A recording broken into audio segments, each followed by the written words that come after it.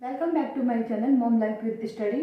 और आज आप लोगों की रिक्वेस्ट पर मैं ये वीडियो लेकर आई हूँ कि आप लोगों ने पूछा था कि मैम हम लोग जो है टारगेट अपने जो सिलेबस का है वो कैसे अचीव करें, मतलब कैसे हम लोग ये टारगेट करें।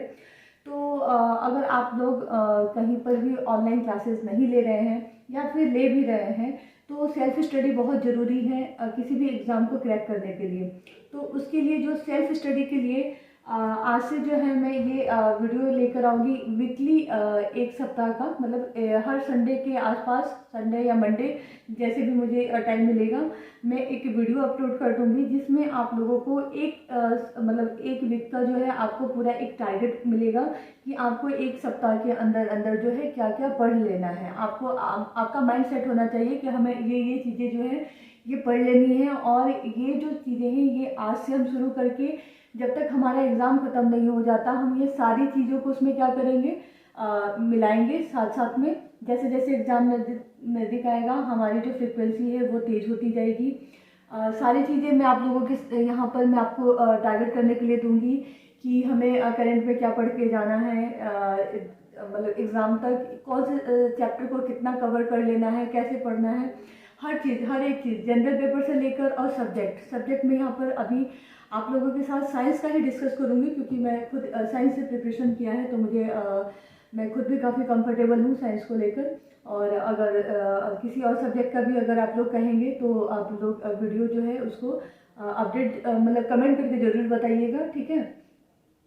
इसके लिए जो है पहली चीज़ है पेपर 1 के लिए जो एक हफ्ते का टारगेट है, ठीक है, वो आपको अचीव करना है। अगले संडे को मैं एक वीडियो पोस्ट करूँगी जिसमें अगले संडे के लिए क्या होगा, एक वीक का एक जो है हमारा टारगेट होगा कि हमें क्या क्या पढ़ना है।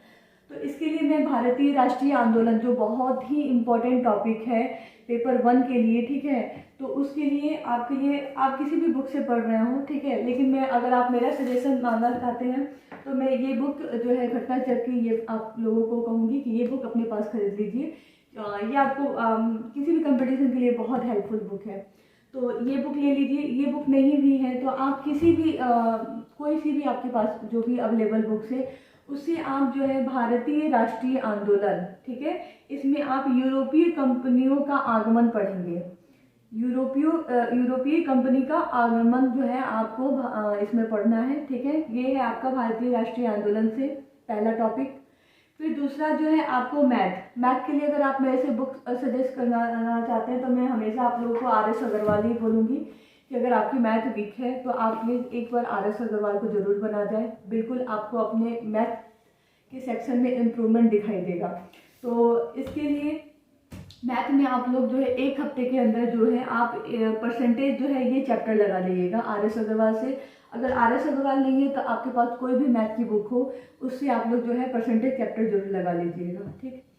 उसके साथ साथ करंट अफेयर, तो अगले संडे तक आप लोग आज से लेके जब आप ये वीडियो देख रहे हैं अगले संडे तक, जनवरी के अगले संडे तक, ठीक है, जो है आप लोग डेली करंट अफेयर साथ साथ में करेंगे। डेली एक बार आप करंट अफेयर के लिए आपको मैं सजेस्ट करूँगी तो किसी भी यूट्यूब का जो है वो आप सब्सक्राइब कर लीजिए, चाहे आप उसका वो ले लें, ऐप से देख लें, या फिर यूट्यूब पे जो डेली करंट अफेयर आते हैं, दृष्टि का आता है, या फिर एक उत्कर्ष सर है उनका है, वो देख सकते हैं आप। डेली कोई सा भी एक बार आप उसको देख लीजिए, उसमें से जो जो आपको इम्पोर्टेंट लग रहा है कि आज ये मतलब जो है नियुक्ति हुई या कोई भी खेल संपन्न हुआ उसमें कौन जीता कौन हारा, तो उसको बस एक पतली सी कॉपी बना लीजिएगा अपनी, ठीक है, इस तरह की कॉपी, और उसमें जो है बस डेट मेंशन कीजिएगा और उसके साथ साथ जो है उस पर वो चीज़ लिख लीजिएगा, नोट डाउन कर लीजिए कि आज ये इस खेल में का आयोजन यहाँ पर हुआ, ये जीती और ये टीम हार गई, ठीक है, बस इतना। जो भी आपको इम्पोर्टेंट लगेगा उसको आप कर लीजिएगा। उसी तरह बिहार करंट अफेयर के लिए एक ऐप आप लोग यूट्यूब पे कोई भी सर्च कर लीजिए, जिसे भी आप फॉलो करते होंगे, उनका डेली का जो है बिहार करंट का भी आप लोग देख लीजिए। आपको लग रहा है कि ये बहुत इंपॉर्टेंट है तो उसको बस नोट डाउन कर लेना है, और ज़्यादा कुछ नहीं करना है, बस एक बार जो है उसको नोट डाउन कर लेना है। जो भी आपको इम्पोर्टेंट लग रहा है, सब कुछ नहीं करना है, जो भी आपको इम्पोर्टेंट लग रहा है उसको कर लेना है। इससे करंट अफेयर को डेली डेली देखने से क्या होगा कि जब आप लास्ट में जो रिवीजन करेंगे या फिर लास्ट में कोई भी 6 मंथ का आप जो आती हैं वो किताबें, हिस्ट्री की, घटना चक्र की, कोई भी करंट अफेयर की जो बुक आती है, जब आप उसको पढ़ेंगे ना तो फिर आपके लिए वो चीज़ें नई नहीं होगी। वो फिर आपको लगेगा अच्छा ठीक है, ये तो हमने पढ़ा था, ये भी हम जानते हैं, ये भी जानते हैं। तो उस समय आपका वो चीज़ें रिवीजन होती रहेंगी। तो इसलिए लास्ट टाइम में आपको करंट अफेयर के लिए ज़्यादा बर्डन नहीं करना पड़ेगा। और यही जो एक सेक्शन है इसमें हम बिल्कुल 100% स्कोर कर सकते हैं अगर हमारा करंट अफेयर सही है तो इसके लिए ये करना है। उसके साथ साथ जो है ये चीज़ें हो गई पेपर 1 के लिए। आई थिंक कुछ छूट नहीं रहा है। और साइंस के लिए मैं ये कहूँगी कि अगर आप टीजीटी की तैयारी कर रहे हैं या पीजीटी की तैयारी कर रहे हैं, दोनों के लिए आपको 12th तक का जो है एनसीईआरटी आपकी कंप्लीट हो जानी चाहिए। तो मैं 1 to 8 का एनसीईआरटी ये आपकी जिम्मेदारी है, आप किसी तरह कंप्लीट कर लीजिए। मैं 1 to 8 के लिए एनसीईआरटी की मतलब मैं यहाँ पे आप लोगों को सजेस्ट नहीं बताऊंगी कि क्या करना है। ये आपकी जिम्मेदारी है कि 6 मंथ के अंदर अंदर आप 1 to 8 की एनसीईआरटी किस तरह से पढ़ते हैं, आपकी जिम्मेदारी, आप पढ़ लीजिए। हम यहाँ शुरू करेंगे 9th 10th 11th और 12th की एनसीईआरटी कैसे ख़त्म करनी है। तो साइंस सेक्शन के लिए मैं बात कर रही हूँ। तो यहाँ पे 9th जो है 9th की एनसीईआरटी आप खरीद लीजिएगा, ठीक है। ये एनसीईआरटी की बुक ये जरूर खरीद लीजिएगा। 9th 10th 11th 12th 11th 12th में अगर आप जूलॉजी के हैं, बॉटनी के हैं तो साइंस के ले लीजिएगा, फिजिक्स से हैं तो फिजिक्स के ले लीजिएगा, केमिस्ट्री के हैं तो केमिस्ट्री के ले लीजिएगा, बॉटनी और जूलॉजी तो एक ही में होती है। एनसीईआरटी की बुक आपके पास होनी चाहिए। मेरे पास सारी 6 to 12 तक की एनसीईआरटी की किताबें हैं। पहले की किताबें जो हैं वो मैंने किसी को दे दी थी, अपनी फ्रेंड को, और उससे ज़रूरत थी तैयारी 2 में, तो फिर ये मैं नई परचेज करके लाई हूँ क्योंकि मुझे एनसीईआरटी मेरे पास रहती है तो मुझे बहुत अच्छा लगता है एनसीईआरटी रखना अपने साथ। तो ये किताबें आप ले लीजिएगा बिल्कुल, इसमें बिल्कुल नहीं। तो 9th चैप्टर के लिए जो है ना 9th क्लास के लिए जो है चैप्टर 1 आप पढ़ लीजिएगा, केमिकल रिएक्शन एंड इक्वेशन, ठीक है, केमिकल रिएक्शन एंड इक्वेशन। इसके लिए आप एक बार एनसीईआरटी पढ़िएगा। एक बार अगर आपको लगता है कि आपको साइड बुक्स है आपके पास और आप रेफर करना चाहते हैं तो एस चांद की साइड बुक्स जो है वो ले लीजिएगा, ये पढ़ लीजिएगा।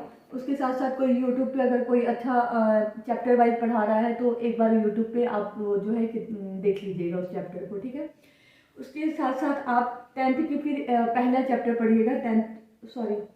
9th में जो पहला चैप्टर है वो मैटर इन आवर सराउंडिंग है, ठीक है। और 10th में जो पहला चैप्टर है वो केमिकल रिएक्शन एंड इक्वेशन है, ठीक है। तो ये चीज़ें दोनों 9th और 10th की पहला चैप्टर आपको कर लेना है। एनसीईआरटी पढ़ना है, साइड बुक अगर प्रेफर करना चाहते हैं तो साइड बुक से पढ़ना है।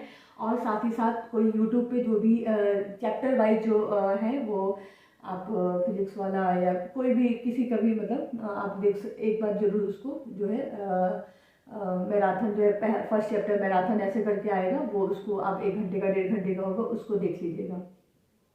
फिर हम बात करेंगे 11th क्लास की जूलॉजी। तो जिस 11th क्लास की जूलॉजी में आप लोग एनसीईआरटी के साथ साथ मैं आप लोगों को सजेस्ट करूँगी कि आप जूलॉजी और बॉटनी से या फिर फिजिक्स या केमिस्ट्री से किसी से भी पीजीटी देना चाह रहे हैं किसी भी चीज़ में, डीएसएसबी के लिए या किसी के लिए, तो ये बुक जरूर आप परचेज कीजिएगा। बहुत ही हेल्पफुल बुक्स हैं, इसमें क्वेश्चंस बहुत अच्छे हैं, क्वेश्चंस इसकी प्रैक्टिस करके जरूर जाइएगा। तो इसके लिए जो है जूलॉजी का जो है पहला chapter the living world 11th class का पढ़िएगा। 12th का आप पढ़िएगा रिप्रोडक्शन इन ऑर्गेनिज्म। इसके लिए फिर से मैं बता रही हूँ कि आपको इसमें करना क्या है, पहले एनसीईआरटी पढ़नी है। उसके बाद आप कोई यूट्यूब पर जैसे फिजिक्स वाला में भी है, संकल्प चैनल पे सर है, मैंने पहले भी आप लोगों को सजेस्ट किया था, उनके जो है शॉर्ट वीडियोस देख लीजिएगा। 1 शॉर्ट वीडियोस जो नीट प्रिपरेशन के लिए वो लोग डालते हैं, तो वो चैप्टर वाइज आप देखिएगा। उसके बाद ये पढ़िएगा, ठीक है।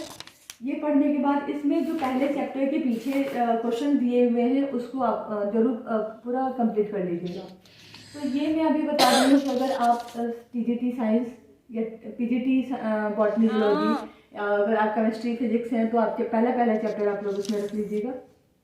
ये चीज़ें अगर आप करना अभी से शुरू कर देते हैं, इतनी चीज़ें कर रहे हैं और धीरे धीरे कुछ चीज़ें जो है मैं फिर 1 हफ्ते का ये टारगेट है, कुछ चीज़ें बाद में ऐड करूँगी। इतनी चीज़ें अगर आप लोग मेरे साथ अगस्त तक कर लेते हैं तो आप 100% आपका रिजल्ट जरूर होगा। बीपीएससी टीआरई 3 में आप जरूर सेलेक्टेड होंगे, ये मेरा विश्वास है क्योंकि मैंने खुद ये सारी चीज़ें की हैं। TRE 2 में भी मैंने बहुत लोगों को सजेस्ट किया था, उन लोगों ने भी किया है और बिल्कुल ये रिज़ल्ट हुआ है। तो इस बेस पे मैं कह रही हूँ कि आप लोग ये ज़रूर कीजिए। और अगर आप लोग को लगता है कि ये बहुत ही हेल्पफुल होगा आप लोगों के लिए, मैं इसको कंटिन्यू करूँ, तो मैं कंटिन्यू तभी कर पाऊँगी जब आप लोगों का रिप्लाई मुझे आएगा, मतलब आप लोग का रिस्पॉन्स अच्छा आएगा।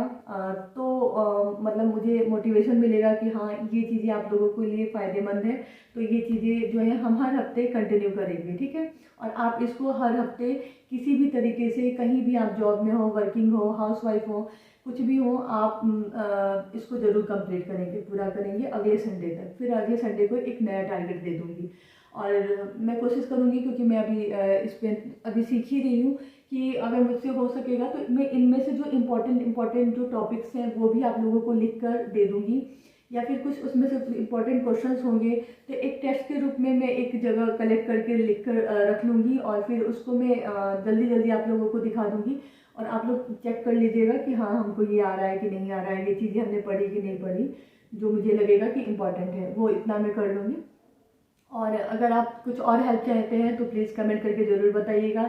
ये वीडियो मैं कंटिन्यू करूँ या नहीं करूँ, ये भी आप कमेंट करके ज़रूर बताइएगा। लाइक कीजिएगा और सब्सक्राइब कीजिएगा, शेयर कीजिएगा, और मॉम लाइफ विद स्टडी के साथ कनेक्टेड रहिएगा। Thank you.